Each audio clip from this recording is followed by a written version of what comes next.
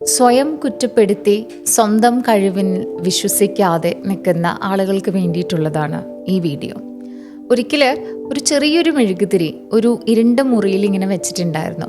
പക്ഷെ വർഷങ്ങളായിട്ട് ആ മെഴുകുതിരി തെളിഞ്ഞിട്ടില്ല. ആ വഴിയിലൂടെ കടന്നു പോരുന്ന എല്ലാവരും തന്നെ ഇരുണ്ട മുറിയെ കുറ്റപ്പെടുത്തി. പക്ഷേ അവിടെ ചിലവരൊക്കെ കാണുന്നുണ്ട് ഒരു ചെറിയൊരു മെഴുകുതിരി അവിടെ കിടക്കുന്നുണ്ട്. പക്ഷെ ചിലവരൊക്കെ ആ മെഴുകുതിരിയും കുറ്റം പറഞ്ഞു തുടങ്ങി.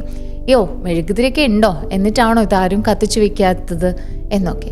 പക്ഷേ ഈ ഇരുട്ടും ഈ പ്രയോജനവും ഇല്ലാത്ത ഈ മെഴുകുതിരിയും കുറച്ച് നാൾ കഴിഞ്ഞപ്പോൾ ഈ മെഴുകുതിരി സ്വയം വിശ്വസിച്ചു തുടങ്ങി, ഞാനൊരു യൂസ്ലെസ് ആണ്, ഞാൻ ചെറുതാണല്ലോ, എന്നെക്കൊണ്ട് യാതൊരു തരത്തിലുള്ള പ്രയോജനവും ഇല്ല, വരുന്ന ആളുകളെല്ലാം എന്നെ ഇങ്ങനെ കുറ്റം പറയും, എന്നെക്കൊണ്ട് ഒന്നും ചേഞ്ച് ചെയ്യാൻ സാധിക്കില്ല എന്ന്. ഒരു ദിവസം അതിലൂടെ കടന്നുപോയ ഒരാൾ അദ്ദേഹത്തിൻ്റെ മാച്ച് ബോക്സ് എടുത്തിട്ട് ഒരിക്കൽ മാത്രം അതൊന്ന് കത്തിച്ചു വെച്ചു.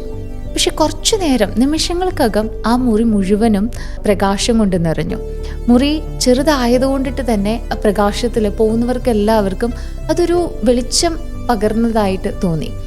കാൻഡില് പിന്നീട് സ്വയം തിരിച്ചറിഞ്ഞു, ഞാനൊരു ഫയർ ആയിരുന്നു എന്ന്. Because the candle finally remembered it was always fire. ചില സമയങ്ങളിൽ നമ്മളും നമ്മുടെ ഉള്ളിൻ്റെ ഉള്ളിലുള്ള ഈ ഫയർ മറന്നു പോവാറുണ്ട്. ചിലപ്പോൾ നമുക്കുണ്ടായ ട്രോമ കൊണ്ടിട്ടാവാം, നമ്മുടെ ഇമോഷണൽ നെഗ്ലക്റ്റ് ആയിട്ടുണ്ടാവാം, വർഷങ്ങളായിട്ട് നമ്മളിൽ തന്നെ സപ്രസ് ചെയ്ത് വെക്കുന്ന ചില ബുദ്ധിമുട്ടുകൾ.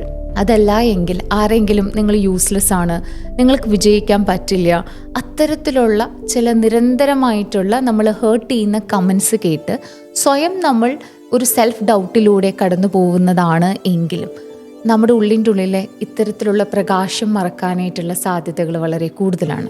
ഇത് നമ്മുടെ സെൽഫ് വർത്തിനെയും നമ്മുടെ വോയിസ്, നമ്മുടെ വാല്യൂസ് എല്ലാം ഇല്ലാതാക്കാൻ സാധ്യതകൾ വളരെ കൂടുതലാണ്. സൈക്കോളജിയിൽ ഇതിനെ ലേൺഡ് ഹെൽപ്ലെസ്നെസ് എന്ന് പറയും.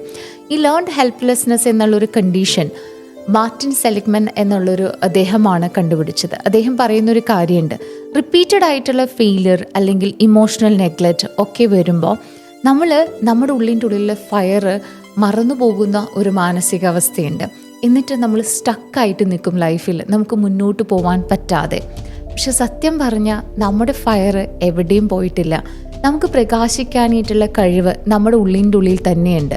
അത് കത്തിക്കാനായിട്ട് ചിലപ്പോൾ ഒരു സ്പാർക്ക് മതി, അല്ലെങ്കിൽ തുറന്നു പറയാനായിട്ടുള്ള ഒരു സേഫ് സ്പേസ് മതി, അല്ലെങ്കിൽ നിങ്ങൾക്ക് വിശ്വസിക്കാൻ പറ്റുന്ന ഒരു തെറപ്പിസ്റ്റ് മതി, അല്ലെങ്കിൽ നിങ്ങളുടെ ഒരു സുഹൃത്ത്, അല്ലെങ്കിൽ ഒരു മൊമെൻ്റ് ഓഫ് എൻകറേജ്മെൻറ്റ്. അപ്പോൾ തന്നെ ആ ഇരുട്ട് മാറി തുടങ്ങും.